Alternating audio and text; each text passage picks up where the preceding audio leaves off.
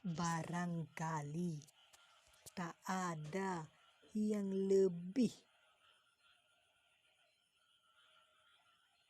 rendah dan lebih buruk daripada keadaan seorang banci yang menyerupakan dirinya dengan perempuan, antara lain dengan menghilangkan rambut dan membuat wajah tato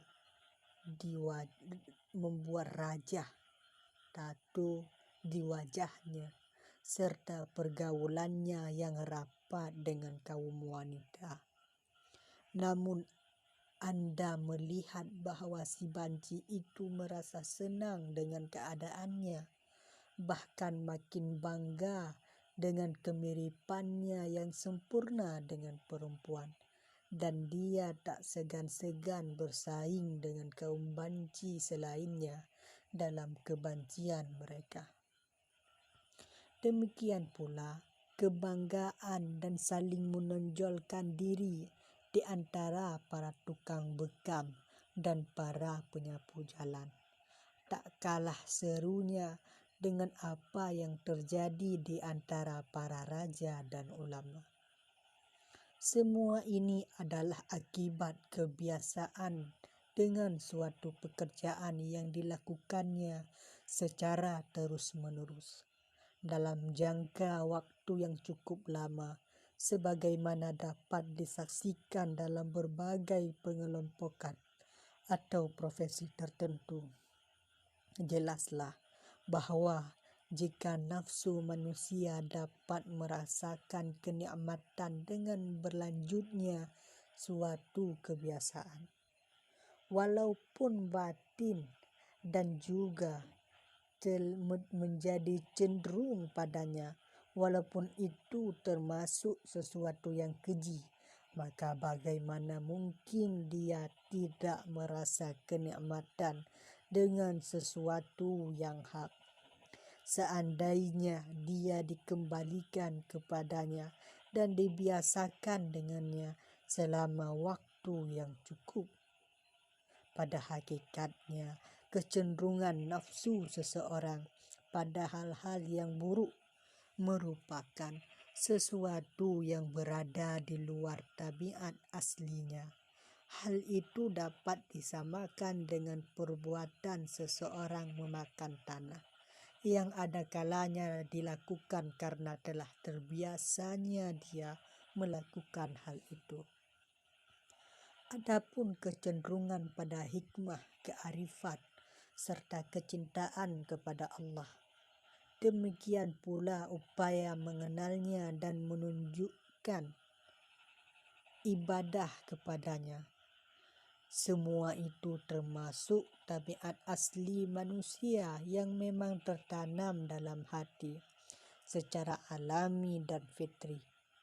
Sama seperti kecenderungan seseorang pada makan dan minum. Hal itu merupakan salah satu urusan ilahi. Sedangkan kecenderungan hati untuk mengikuti rangsangan syahwat hawa nafsu adalah sesuatu yang asing melintas dalam tabiat. Sebab makanan yang sebenarnya bagi hati adalah hikmah, ma'rifah, dan kecintaan kepada Allah. Kalaupun dia ada kalanya menyimpang dari naluri aslinya, yang demikian itu adalah akibat adanya suatu penyakit yang menyebabkan seseorang kehilangan selera makan dan minum. Sedangkan keduanya adalah penyebab utama kehidupannya sendiri. Jelaslah bahwa hati yang cenderung mencintai sesuatu selain Allah adalah hati yang telah terkena penyakit, sekadar parahnya kecenderungan itu. Kecuali jika dia mencintai sesuatu itu semata-mata karena dapat membantunya dalam mencintai Allah serta melaksanakan agamanya. Maka yang demikian itu tidak menunjukkan adanya penyakit tersebut. Kini pasti Anda telah mengetahui bahwa berbagai perangai dan akhlak yang baik ini dapat diperoleh dengan latihan-latihan rohani riyadhah, yaitu pada mulanya dengan memaksakan diri melakukan hal-hal yang timbulnya dari adanya akhlak yang baik, agar pada akhirnya dia menjadi bagian dari tabiat yang mapan.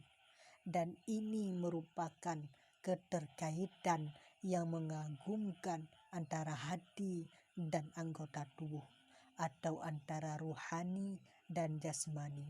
Sebab setiap sifat yang ada dalam hati pasti akan melimpah bekasnya pada anggota tubuh, sehingga tubuh tak akan bergerak kecuali sesuai dengan sifat tersebut.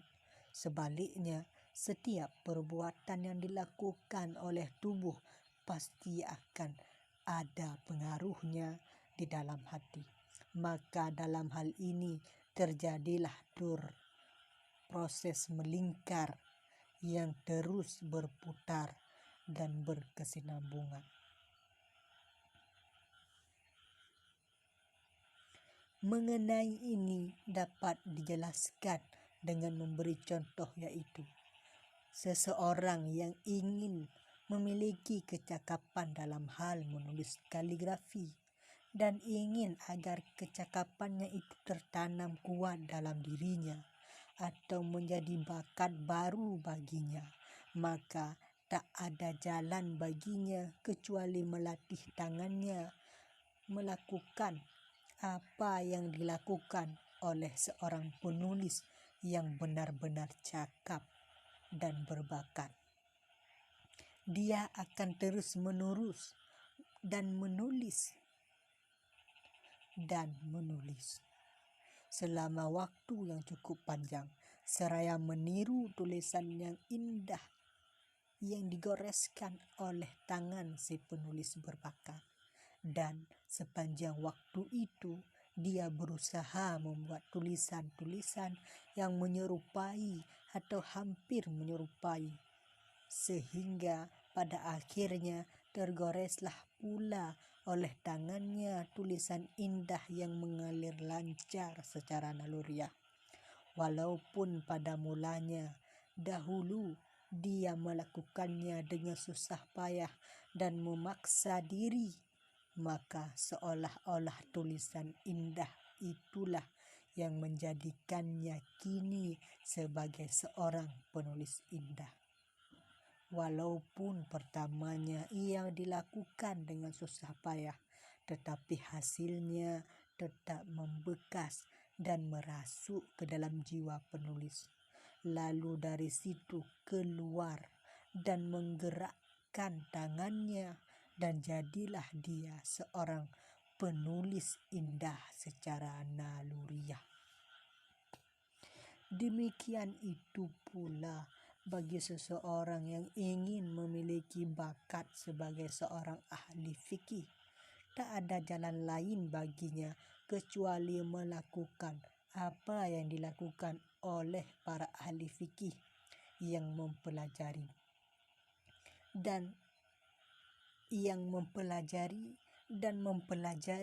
kembali hukum-hukum fikih, sampai akhirnya kecakapan tersebut tertanam di hatinya dan jadilah seseorang yang berjiwa faqih, ahli fikih paripurna. Begitu pula siapa yang ingin menjadi seorang dermawan, mulia hatinya, penyantun dan bertawadhu, pada mulanya dia harus bersedia